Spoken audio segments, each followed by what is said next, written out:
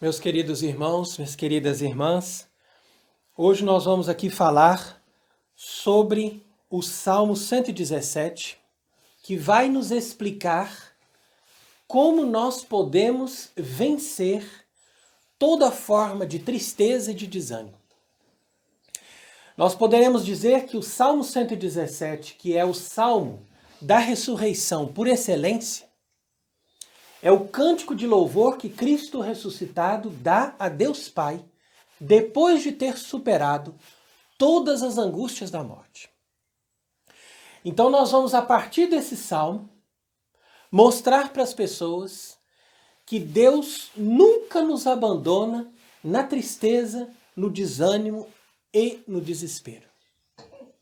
Mas que nós temos um método, uma forma de acompanhar o mesmo movimento de morte e ressurreição que o Filho de Deus sofreu por nós, a fim de que nós possamos sair das provações mais fortes do que entramos e aprender com os nossos sofrimentos, com os nossos erros e com os nossos problemas. E esse é o método que é ensinado aqui por esse Salmo 117. Em algumas Bíblias, que vem da tradução hebraica, ele se apresenta como Salmo 118. Mas é o mesmo Salmo que diz: dai graças ao Senhor, porque Ele é bom, porque eterna é a sua misericórdia. E eu hoje gostaria de falar de tudo isso, porque nós temos aqui, através dos nossos vídeos e conferências, denunciado muitas mentiras, muitas falsidades e grandes calamidades que estão acontecendo hoje no mundo. Mas as pessoas estão pedindo uma explicação. Inclusive uma pessoa me fez essa pergunta: se você diz que Cristo venceu, por que as coisas estão cada vez piores e mais desanimadoras? Então é importante a gente mostrar aqui, em primeiro lugar, que Cristo venceu a nível pessoal. Ou seja, ele teve uma experiência de angústia, de tristeza, de solidão e de morte. E ele, como ser humano, enfrentou tudo isso. Ele não passou pela cruz usando das suas prerrogativas divinas, mas ele se despojou da sua divindade para enfrentar a cruz na mesma situação que nós enfrentamos os nossos problemas e as nossas angústias. E é por isso que a Escritura vai dizer que ele morreu a nossa morte, porque ele provou todas as angústias do sofrimento humano. Então é nele e na palavra dele que nós temos que ultrapassar essas situações de sofrimento. Especialmente nos nossos dias, em que as pessoas estão confusas, em que nós percebemos que estamos sendo controlados, que estamos sendo privados da nossa liberdade, que estamos sendo levados para uma situação de engano, de tirania e de opressão. Então as pessoas estão entrando em desespero por causa de todos esses eventos, por causa de todas as situações de medo, de pandemia, de violência, de ameaças. E é nesse momento que essas pessoas precisam de uma palavra de consolo e precisam de uma solução para todos esses problemas de ordem pessoal, econômica, política, religiosa, em todos os níveis da sociedade. E é por isso que eu convido hoje a todos nós a entrarmos dentro da verdadeira espiritualidade cristã. Eu chamo de espiritualidade cristã aquela que é transmitida pela Igreja Católica em todos os tempos. Aquela que está profundamente enraizada na palavra de Deus e na experiência dos santos, que souberam confiar em Deus e que buscaram Cristo como o exemplo e como o modelo para as suas vidas. Então é a partir daqui que você deve entender o Salmo 117.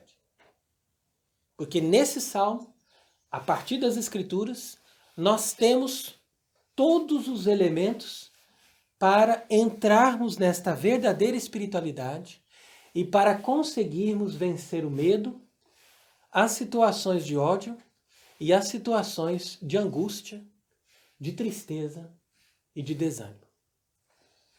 Então veja que o salmo começa justamente dando graças ao Senhor, porque Ele é bom.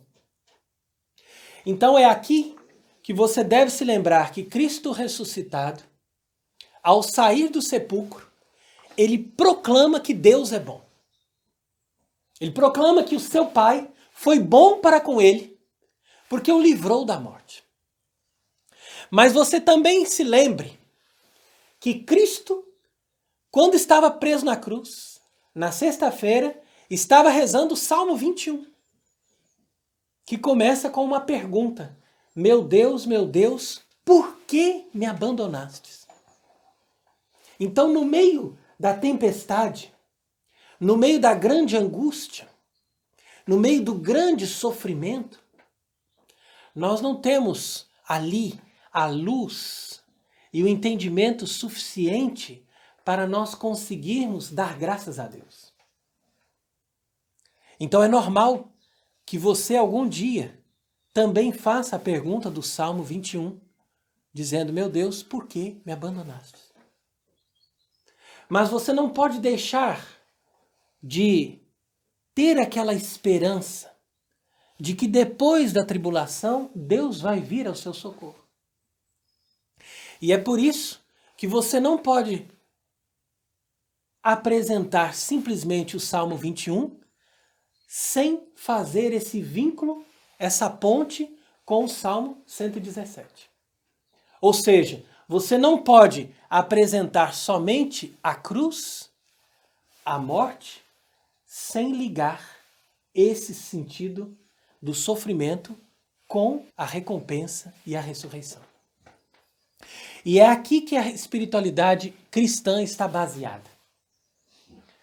Um sofrimento que é permitido por Deus, mas que tem esperança de uma recompensa futura e de uma solução de todos os problemas que vem da parte de Deus.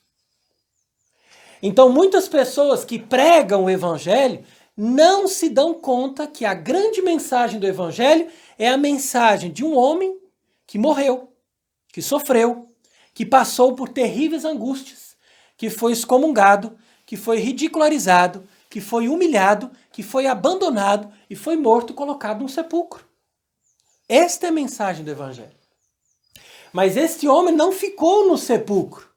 Ele não foi entregue às angústias da morte, mas ele superou essa morte.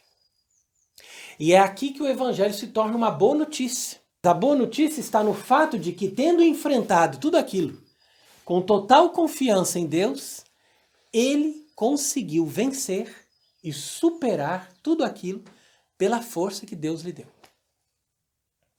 Então você continua o Salmo e ele vai dizer que diga a Israel que eterna é a sua misericórdia.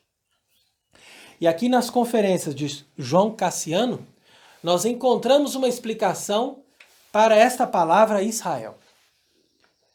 Então, os padres da igreja nos ajudam a entender o Antigo Testamento. E segundo a lógica dos padres da igreja, ou seja, daqueles sucessores dos apóstolos, que conseguiram dar uma verdadeira explicação do Antigo Testamento, segundo a lógica de Cristo, Israel representa o homem que vê a Deus. O homem que conseguiu, através de uma purificação,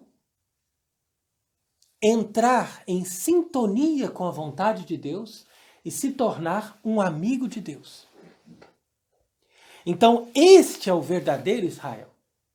E é este homem perfeito que é a referência desta nova igreja fundada por Cristo, que nós chamamos de Novo Testamento. Então é importante a gente entender isso, porque hoje em dia há muitas pessoas que estão baseadas ainda no Antigo Testamento. E eles se perdem na confusão da letra, ao invés de terem a liberdade do Espírito e de terem a consciência de que o Novo Testamento, ou seja, o vinho novo, é muito melhor do que aquele que era servido antes. E que as coisas sobrenaturais que Deus nos oferece através do seu Filho são melhores do que as coisas boas e naturais que eram oferecidas através dos bens terrenos, segundo as promessas do Antigo Testamento.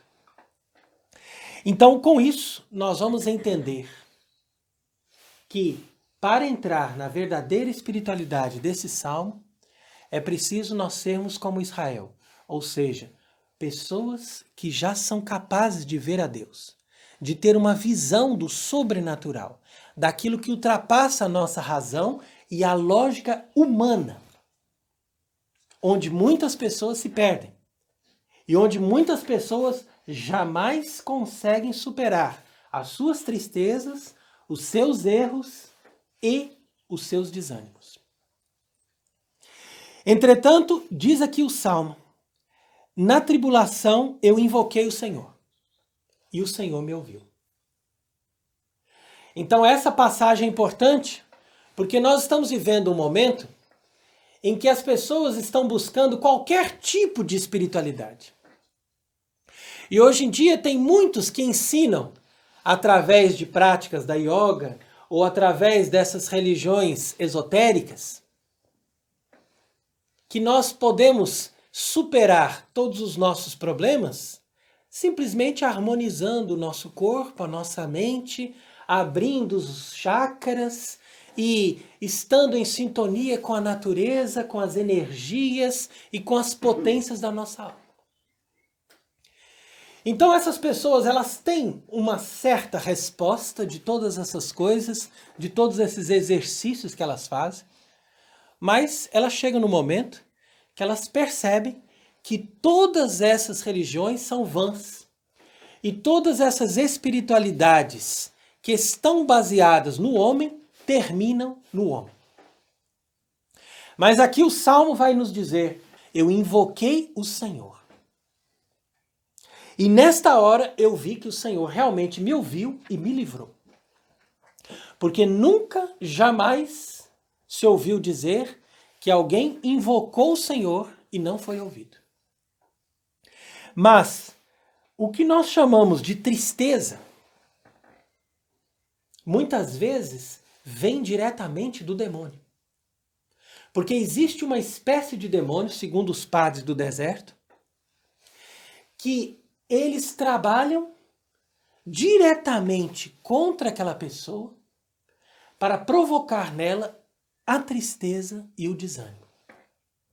Então é por isso que os padres do deserto nos ensinam a combater esse demônio, que também é chamado de demônio da assídia, com a oração e os salmos frequentes. Porque através da oração e dos salmos frequentes, ou seja, você usa ali o livro dos salmos e você, várias horas do dia, você pega aquele livro dos salmos e reza os salmos. Você pode com isso espantar esse demônio do desânimo.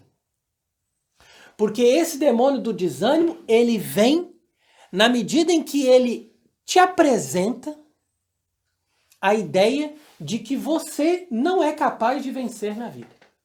E de que você não tem nenhuma esperança.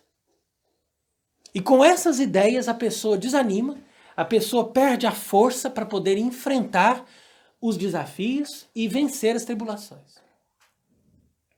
Então perceba bem aqui a importância desta oração e desses salmos frequentes, conforme o conselho desses antigos padres do deserto. Mas eles vão dizer também que não basta você estar ali em oração ou recitando os salmos. É preciso que você esqueça de si mesmo e que você entre naquele salmo como Cristo. Porque foi Cristo que viveu aquelas realidades, aquelas angústias e aqueles sofrimentos que estão descritos naquele salmo. E Cristo, ele entendeu na sua vivência humana, como diz na carta aos Hebreus, né, que ele aprendeu através dos sofrimentos o que significa a obediência. Então essa palavra resume a sabedoria dos salmos. Porque de fato, nosso Senhor Jesus Cristo, através daquilo que ele sofreu, ele adquiriu uma experiência desta submissão total a Deus. E nós só conseguimos esta submissão total a Deus quando nós rezamos os salmos nesta união com Cristo. Então, por isso, continua dizendo o Salmo 117: comigo está o Senhor, eu não temo nada. O que me pode fazer um homem? O que nós poderíamos temer das pessoas, uma vez que nós já estamos desapegados desta vida? Então, nessa passagem desse salmo, nós devemos aprender o desapego da vida terrena. Como nosso Senhor ensinou, dizendo: não temais aqueles que matam o corpo, temei antes aquele que pode jogar o corpo e a alma no inferno. Então diz ainda: comigo está o Senhor, ele é meu amparo, e eu não temo os meus inimigos. Nós não lutamos contra homens de carne e sangue, diz São Paulo na carta aos Efésios. Os nossos inimigos não são as pessoas que nos combatem, mas são os espíritos malignos espalhados pelos ares.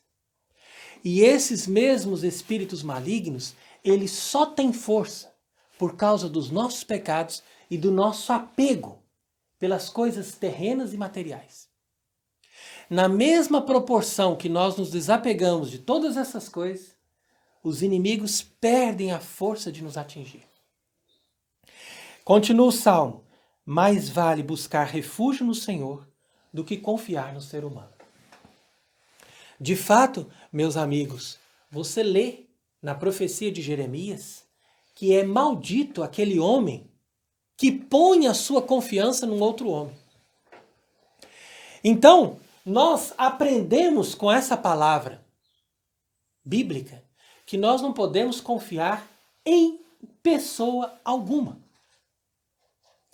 Mas a nossa confiança em qualquer pessoa só pode existir na medida em que esta pessoa está baseada em Jesus Cristo.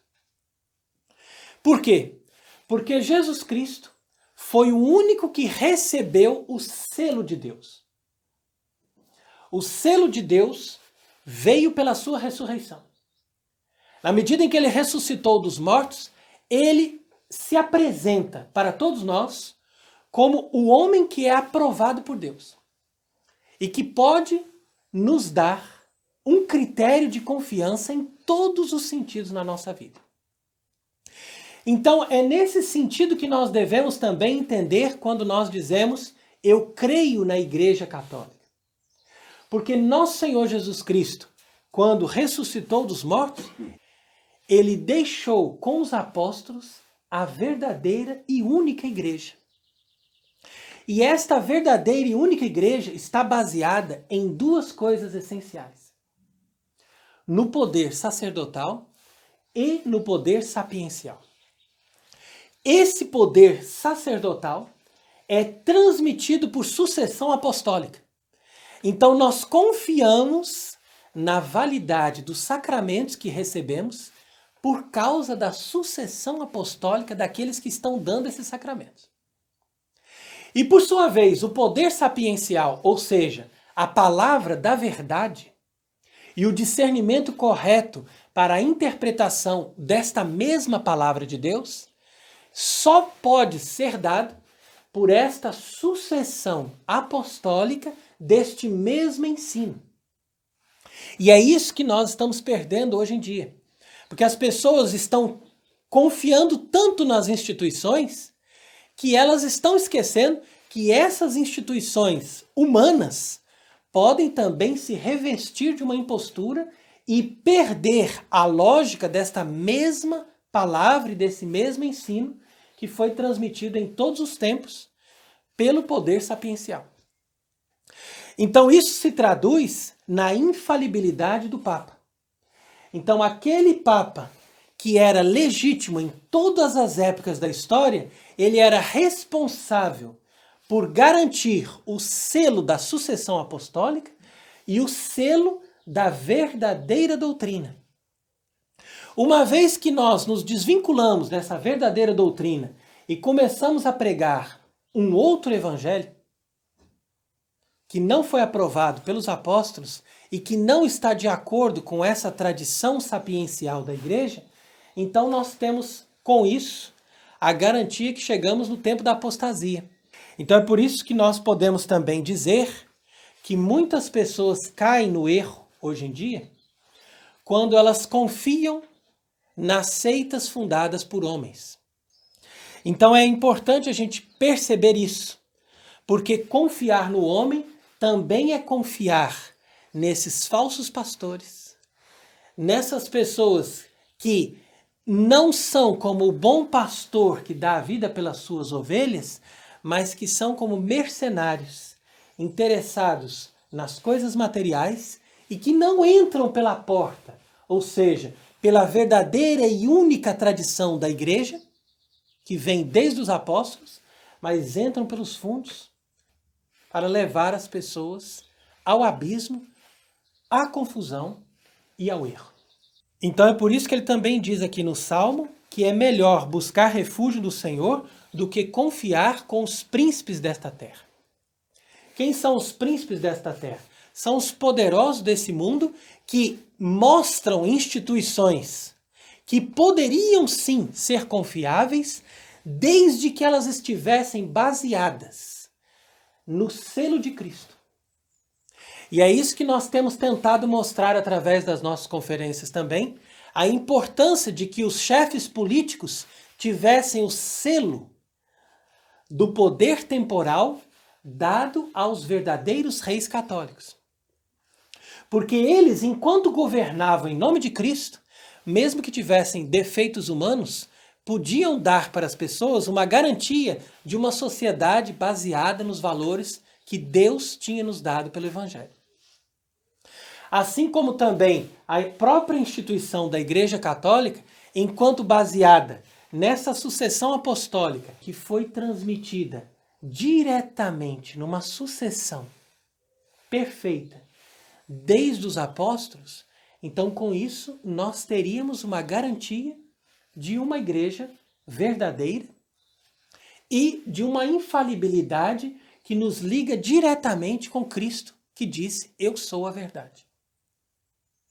Mas se nós perdemos tudo isso na nossa sociedade atual, então, por isso mesmo, é muito mais importante nós compreendermos todas essas coisas para nós não nos perdermos, como acontece com muitos, que confiam no ser humano, que acabam se apoiando em seitas e que acabam se perdendo em todas essas grandes confusões e enganos que se apresentam hoje para nós na sociedade moderna. Entretanto, continua o Salmo dizendo que todas as gentes me cercaram, mas eu os venci em nome do Senhor. Então, quando se diz todas as gentes, nós devemos entender todos os demônios. Então, de fato, nosso Senhor não teve somente sofrimentos físicos, mas ele foi cercado por todos os demônios no momento da prova e da paixão. E naquele momento, ele estava se sentindo totalmente desamparado, mas cada um daqueles demônios fizeram guerra contra ele. E especialmente o demônio do desespero quis falar no seu coração. Mas ele os venceu em nome do Senhor. Você percebe que isso aconteceu também com os apóstolos, porque muitos fugiram numa situação de desespero. Entretanto, Judas, que tinha traído Jesus, ele foi tão atacado pelo demônio de desespero que ele não teve por onde se refugiar e acabou se suicidando naquela mesma noite. Enquanto que São Pedro, quando ele viu que estava sendo atacado pelo demônio do desespero, ele foi se refugiar junto à mãe do Senhor. E, junto de Nossa Senhora, Pedro manifestou a sua penitência e chorou amargamente. E nós sabemos isso por tradição, apesar de que não está na Bíblia, mas nós sabemos que foi junto de Maria que Pedro encontrou um pouco de conforto para que ele também não caísse no mesmo desespero de Judas. Porque, de fato, a mãe de Cristo recebeu de Deus um privilégio. O privilégio de consolar todos os desesperados. Uma vez que ela sofreu tanto vendo seu filho na amargura da sua morte, e mesmo assim ela teve força de perseverar de pé até o fim, então por causa daquilo que ela experimentou, dessa dor, dessa amargura, desse sofrimento terrível, ela se tornou capaz de trazer o consolo e interceder junto ao seu filho por aqueles que cometeram as piores faltas e os piores pecados. Então diz aqui ainda o Salmo: eles me perseguiram de todos os lados, mas eu venci em nome do Senhor. Por isso diz São Pedro na sua primeira carta, no capítulo 2, falando sobre nosso Senhor na sua paixão. Cristo padeceu por vós, deixando-vos o exemplo para que sigais os seus passos. Ele não cometeu pecado, nem se achou falsidade na sua boca. Mas ele, uma vez ultrajado, não retribuía com ultrajes. E uma vez maltratado, não proferia ameaça, mas entregava-se àquele que julga com justiça. Então, nessa passagem da carta de São Pedro, nós vemos aqui como Cristo cumpriu a lei. E como Cristo superou a justiça da lei. E é por isso que ele vai dizer: se vossa justiça não superar a justiça dos fariseus, vós não entrareis no reino dos céus. Então, quando Deus nos permite situações de sofrimento ou mesmo de injustiça, nós devemos nos lembrar disso. Nós devemos contar com essa palavra, porque de fato é ali o momento da sua prova.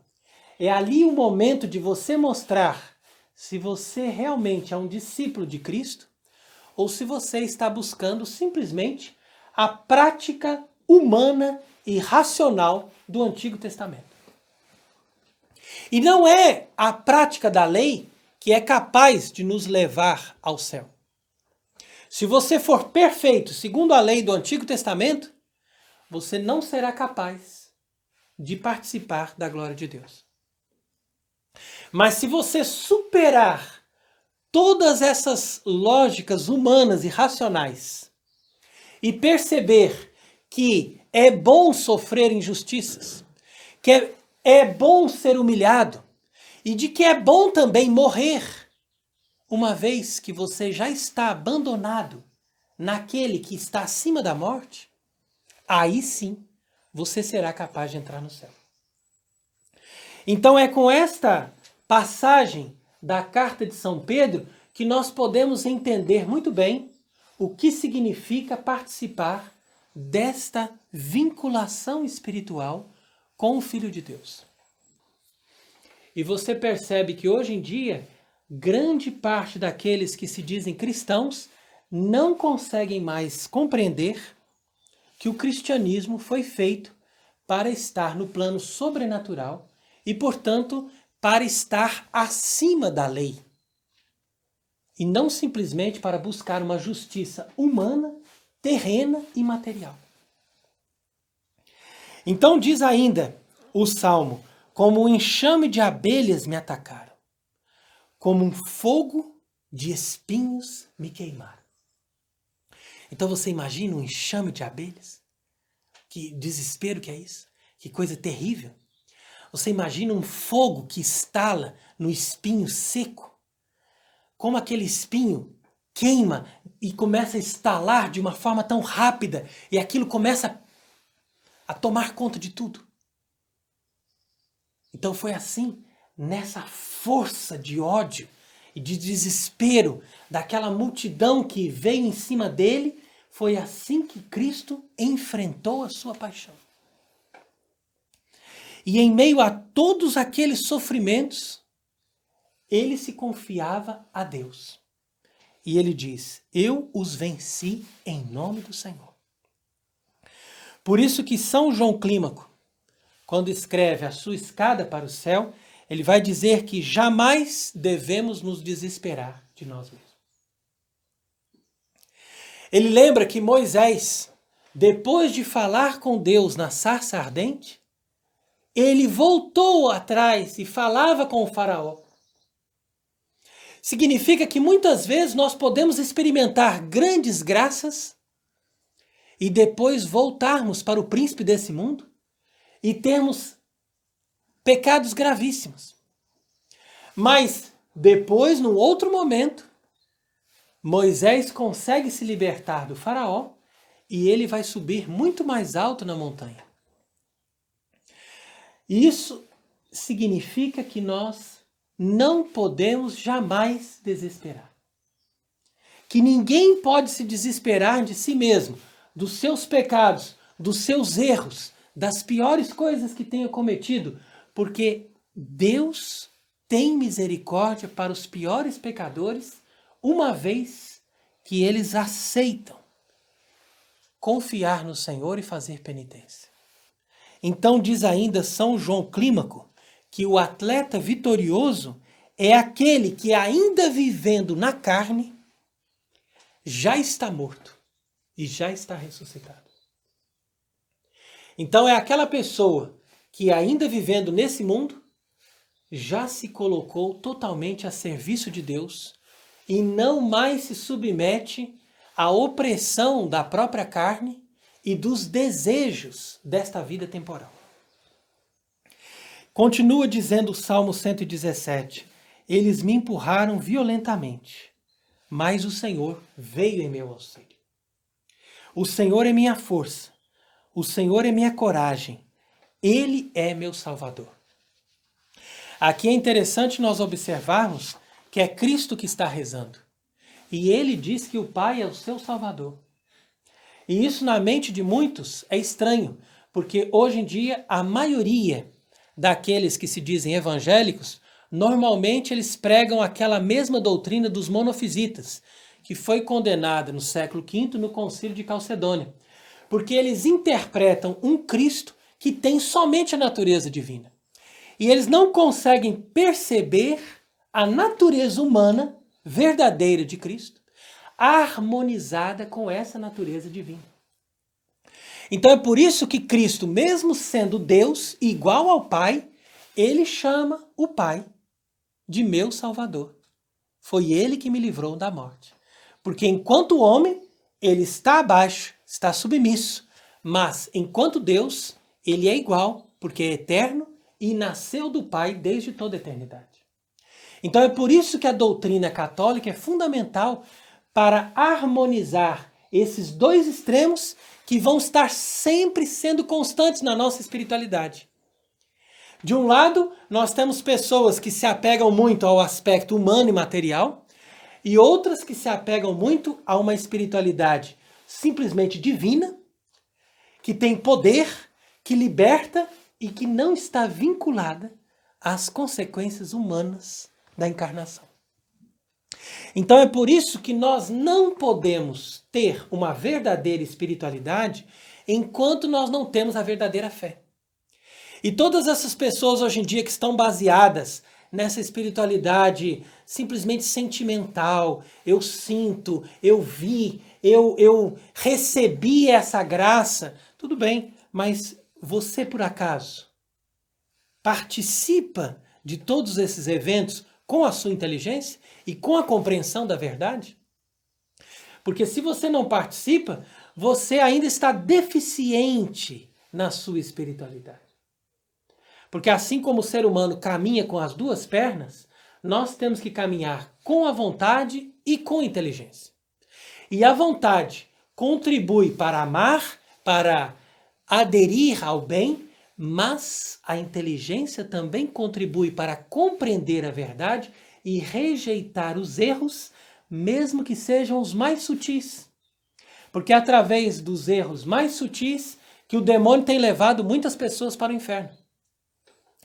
Então vai dizendo ainda o Salmo: brados de alegria e de vitória ressoem pelas tendas dos justos. E veja a interpretação aqui dos antigos padres. Eles vão dizer que eles estão em tendas, os justos, porque eles não estão em moradas definitivas. As moradas definitivas estão no céu. Como Cristo disse: eu vou preparar-vos um lugar. Na casa do meu Pai há muitas moradas. Mas enquanto estamos na terra, estamos em tendas, porque esses justos ainda não estão na perfeição. Eles estão a caminho, mas eles já praticam a justiça, porque já foram santificados, uma vez que já se revestiram de Cristo. Então aqui vem a lógica do desespero de Lutero, que não entendia que uma pessoa podia se santificar. E por isso mesmo, ele perdeu essa noção e começou a pregar uma doutrina segundo a qual as pessoas não precisavam fazer esforço para a santificação pessoal. E isso também é falso, porque a Igreja Católica, nos dando esse equilíbrio, ela nos mostra muito bem que nós temos a fé em Deus, mas também temos as obras da nossa própria adesão à fé e da nossa santificação em vista dessa caminhada até atingir a plenitude de Cristo. Continua o Salmo: a destra do Senhor me levantou, a destra do Senhor fez maravilhas. Por que a destra do Senhor levantou Cristo da morte? Porque Cristo não morreu na mão esquerda de Deus, mas Cristo morreu na mão direita de Deus. A mão direita de Deus é a mão que levanta o justo, que confiou nele. Enquanto que a mão esquerda de Deus corresponde àquele mau ladrão que estava à esquerda de Cristo e que morreu blasfemando contra Cristo. Porque ao invés de aceitar os sofrimentos que Deus mandava para a sua purificação, ele blasfemou até o fim e teve ódio de Deus, porque Deus permitiu para ele o castigo. Então esses ensinamentos são ensinamentos de sabedoria. Porque se uma pessoa não entende que às vezes é necessário que ela passe pelo sofrimento, ela vai acabar blasfemando e odiando o próprio Deus. Continua ainda dizendo o Salmo: não morrerei, mas viverei para narrar as obras do Senhor. Ora, tantos blasfemavam diante da cruz, dizendo: você não é o Filho de Deus, então você sai da cruz.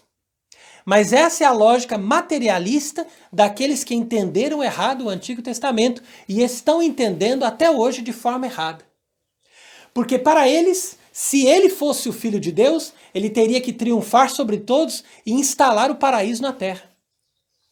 Mas, como verdadeiro Filho de Deus, nosso Senhor Jesus Cristo provou que ele ultrapassou a morte, não escapando dela, mas enfrentando até o fim todas as suas consequências.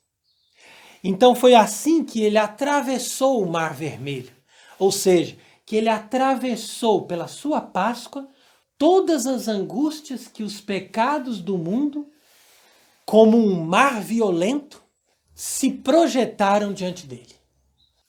Porque de fato, diz aqui São Paulo na primeira carta aos Coríntios, capítulo 15, que se é somente para esta vida que nós colocamos a nossa esperança em Cristo, então de todos os homens, nós somos os mais infelizes. Mas continua aqui o Salmo dizendo: o Senhor castigou-me duramente, mas ele não me abandonou na morte.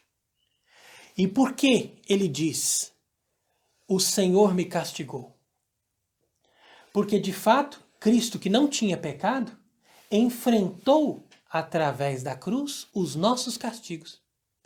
Para que quando nós tivéssemos os castigos que nós merecemos, pudéssemos lembrar que ele aceitou os castigos que ele não merecia. E é assim que também explica São Paulo na segunda carta aos Coríntios que nós também, como superiores dos outros, devemos impor castigos para as pessoas, para que eles se corrijam, porque é assim que Deus faz conosco. Mas ao mesmo tempo devemos saber o limite de um castigo, para que as pessoas também não desanimem. Então é com essa sabedoria que nós devemos governar os outros.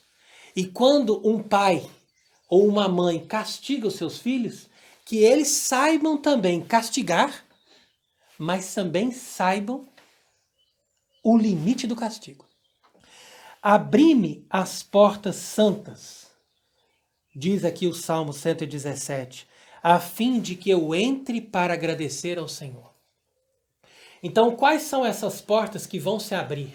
Essas portas são as portas do sepulcro. As portas do sepulcro vão se abrir para Cristo, porque Ele pacificou toda a sua alma. Então, quando nós pacificamos a nossa alma, na expressão aqui de São João da Cruz, explicando-nos que nós devemos considerar que nós temos 4 paixões da nossa natureza, e uma vez que nós temos o controle e a pacificação destas 4 paixões, nós conseguimos realmente entrar em sintonia com a vontade de Deus e abandonar-nos em Deus. De tal maneira que a nossa alegria não seja excessiva, sabendo que a alegria perfeita é somente aquela que vamos ter no céu. O nosso medo não é excessivo porque sabemos que Deus está acima de tudo. A nossa tristeza não é excessiva porque nós sabemos que um dia tudo vai passar. E também a nossa esperança não é excessiva porque nós não podemos esperar nenhum objeto que seja maior do que o amor de Deus. Então aqui, esperança como paixão, ela se submete à esperança como virtude teologal que espera somente o amor de Deus e a recompensa de Deus.